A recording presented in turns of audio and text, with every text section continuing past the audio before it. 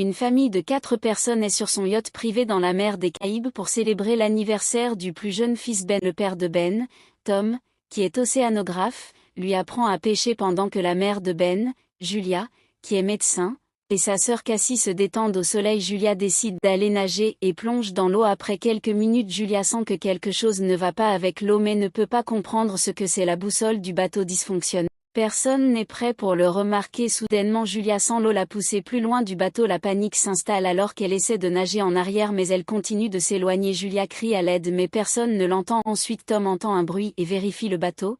Il voit que Julia se noie et appelle Cassie et Ben à entrer puis il conduit vers Julia qui est presque sèche et plonge pour la sauver. Après avoir secouru Julia, Ben et Cassie l'aident à monter à bord. Julia dit à sa famille qu'elle n'a pas pu atteindre le bateau même après avoir nagé aussi vite qu'elle le pouvait car le courant était trop fort. Tom avertit Julia et les enfants que s'ils veulent nager, ils doivent toujours l'en informer en premier. Ce soir-là, la famille célèbre les 13 ans de Ben. Anniversaire. Tom et Julia offrent à Ben un nouvel ordinateur portable tandis que Cassie lui donne un masque d'Halloween. Julia donne ensuite à Ben un bracelet pour éloigner les mauvais esprits. La famille prend une photo de groupe. Ensuite le petit ami de Cassie l'appelle et elle sort pour lui parler mais avant qu'il puisse parler longtemps une tempête frappe là où se trouve son petit ami et la connexion est perdue. Cassie dit à son père ce qui se passe et Ben entend quelque chose à l'extérieur. Toute la famille sort pour vérifier et voit de nombreuses baleines à la surface. Tom les rassure que c'est normal et que cela arrive parfois mais quand les baleines repoussent le bateau même Tom devient confus. Alors, Tom décide de plonger et de découvrir ce qui se passe. Il va sous l'eau et remonte après une minute blessé de s'être coupé sur l'hélice après avoir vu quelque chose derrière lui. Julia suture les blessures de Tom et il leur dit que les hélices sont endommagées car il ne peut pas les réparer. Tout ce qu'ils peuvent faire est d'appeler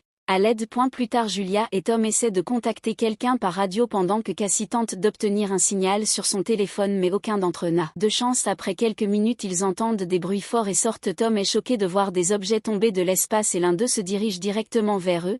Il utilise la dernière puissance du moteur pour éloigner le bateau de l'objet qui tombe juste avant que le moteur n'explose. Cette action rapide sauve la famille d'être touchée alors qu'ils regardent les objets tomber. Tom se rend compte qu'il s'agit de satellites artificiels qui descendent de l'orbite. Cependant, avec leur moteur détruit, Tom et sa famille ne peuvent aller nulle part de sitôt. Le bateau commence à bouger alors que les vagues deviennent plus fortes. La famille sécurise tout et met ses gilets de sauvetage. Soudain, un bruit aigu fait saigner le nez de Julia et fait vomir Cassie. Toute la famille est affectée par le bruit. Tom utilise ses dernières forces pour allumer une fusée éclairante en espérant que quelqu'un les verra et viendra à leur secours, mais personne n'arrive et la famille passe la nuit sur le bateau. Le matin, ils découvrent que le bateau a de nombreux trous et en sortant, ils voient que leur bateau a atterri non pas sur une terre familière mais au fond de l'océan. Tom se concentre sur ses tentatives de contacter d'autres personnes pour obtenir de l'aide. Lorsqu'il ouvre sa boussole, elle indique le nord où le sud devrait être et le sud où le nord devrait être, presque comme si les pôles s'étaient déplacés. Tom explique que cela s'est produit presque il y a des millions d'années, lorsque l'océan s'est déplacé vers la Terre et a presque tout tué. Cassie s'effondre en entendant cela, réalisant que cela signifie que son petit ami est probablement mort. Elle descend à la cabane en pleurant en regardant la photo de son petit ami. Tom essaie de contacter quelqu'un à la radio pendant que Ben accroche des ballons hauts dans le ciel en espérant que quelqu'un les remarquera. Tom parvient à joindre une personne nommée maintenant sur un petit sous-marin. Noho explique qu'il plongeait en profondeur lorsque l'océan s'est retiré et que la plupart des systèmes de communication sont en panne. Noho leur dit que dans seulement une semaine, les pôles s'inverseront à nouveau et que l'océan reviendra à sa place. Ben demande combien de personnes le sous-marin peut contenir et répond maintenant qu'il ne peut accueillir que 3 personnes avec son partenaire parti, il ne peut en prendre que 2 de plus. Tom et Julia supplient maintenant de prendre leurs enfants et de les sauver. Après un moment de silence, il accepte maintenant et envoie sa position. Tom calcule la distance et se rend compte qu'ils sont à 2 ou 3 jours. Le lendemain matin, toute la famille fait ses bagages pour le voyage à venir. Tom se prépare. Il voit un homme marcher vers eux avec son chien. Tom attrape rapidement une bouteille d'eau et s'approche de l'homme. L'homme boit l'eau et Tom remarque qu'il est blessé. Soudainement l'homme frappe Tom avec la bouteille et commence à le battre. Julia regarde de loin et essaie de courir vers lui. L'homme poignarde alors Tom avec sa lance le tuant. Il tourne son attention vers Julia et la poursuit jusqu'au bateau. Ensuite il jette sa lance égratignant son épaule mais elle parvient à monter à bord et à verrouiller la porte. Julia cache les enfants effrayés sous le canapé qui sert également de rangement et donne le pistolet lance-fusée à Cassie lui disant de tirer si quelqu'un essaie d'ouvrir le canapé. Julia se cache ensuite dans la salle de bain mais elle enfonce la porte. Elle pense rapidement ses blessures tandis que l'homme a l'air très affamé mange tout ce qu'il trouve. Ensuite l'homme ouvre la porte de la salle de bain mais ne trouve personne à l'intérieur. Julia s'est échappée par un trou à l'extérieur. Le chien de l'homme la trouve et l'attaque. Julia est forcée de tuer le chien et continue de fuir. L'homme sort et découvre son chien mort. Julia se précipite ensuite dans le bateau mais l'homme est juste derrière elle, il la bête et commence à l'étrangler. Cependant Cassie regarde avec peur, tire sur l'homme avec le pistolet, lance-fusée, la fusée allume un incendie et la famille s'enfuit.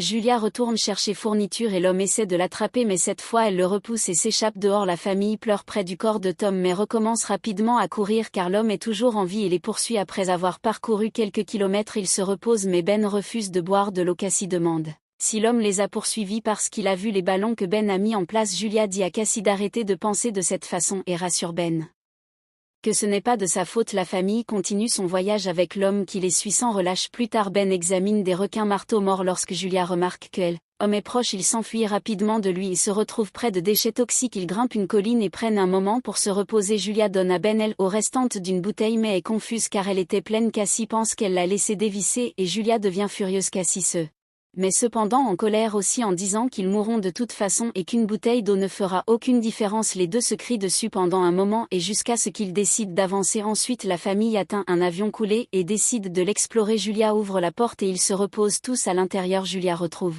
la dernière photo qu'ils ont prise ensemble et pleure parce que Tom lui manque. Elle raconte à ses enfants comment elle a rencontré Tom et qu'il a toujours cru que chaque problème avait une solution. Après s'être reposé un moment, Cassie sort et s'assoit seule près de l'avion. L'homme la voit et s'approche pour la tuer, mais c'est un piège. Julia apparaît soudainement et poignarde à plusieurs reprises l'homme, le tuant. Le matin, la famille voit le cadavre de l'homme à moitié mangé. Julia se rend compte qu'il doit y avoir autre chose qui se cache au fond de l'océan et décide qu'ils doivent agir rapidement. Ensuite, ils marchent encore quelques kilomètres et Ben s'éloigne seul pendant que Julia et Cassie vérifient la carte. Ben trouve alors de l'eau salée contaminée mais s'en fiche et en boit. Julia court vers lui et l'arrête en l'avertissant qu'il va tomber malade.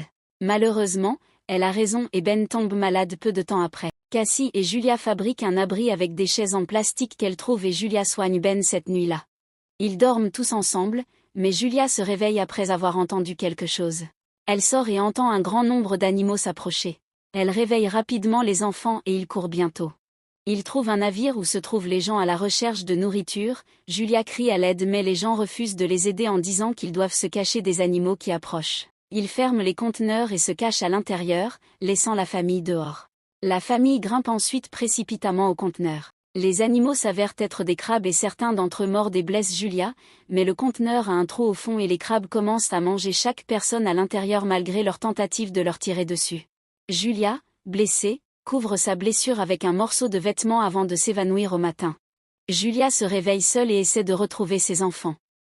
Une tempête de sable rend la vue difficile, mais elle finit par les localiser. Ils prennent les armes des morts et Julia stérilise sa blessure à l'aide de poudre à canon et d'un briquet.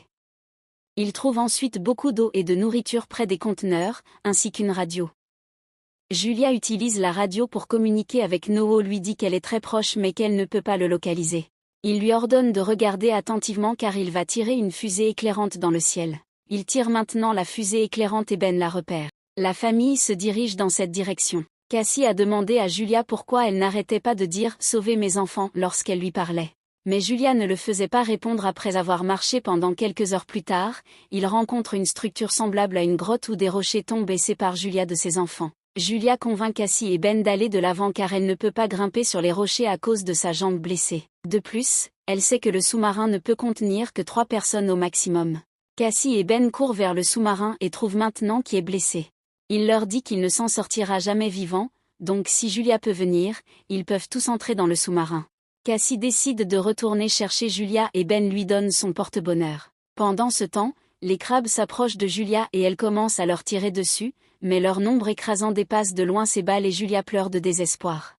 Juste à ce moment-là, Cassie apparaît au sommet des rochers et lui dit de grimper car il y a de la place pour elle dans le sous-marin. Julia sort à peine de la grotte et ils courent ensemble vers le sous-marin. Ensuite, ils entrent tous dans le sous-marin et ferment la porte de la fenêtre. Ils voient qu'ils sont entourés de crabes, mais bientôt l'océan commence à revenir.